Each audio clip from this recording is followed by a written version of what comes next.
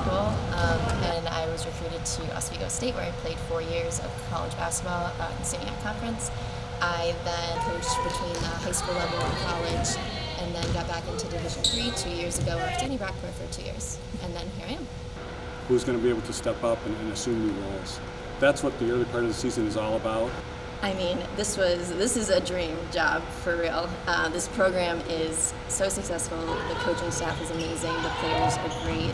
It's a competitive league. The tradition here runs super deep, and it's something that I think, honestly, if anyone had the opportunity, they would have jumped at it. So it was.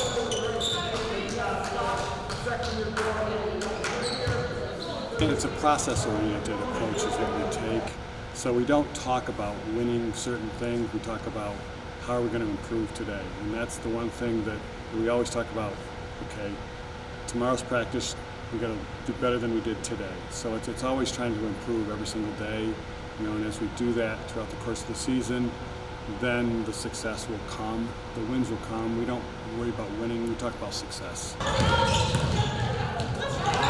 The first assistant that Coach Dan has had that hasn't played for him. So it's kind of learning the new ropes, the standards, the program in itself. So being as vocal as I can, but also realizing, stuff's working here. So fix what's not broken, know my role, and do the best I can to support the players.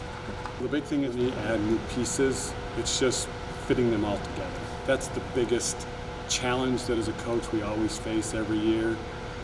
And then the thing too, from a competitive standpoint, it's trying to figure out, okay, how are we going to replace what we lost?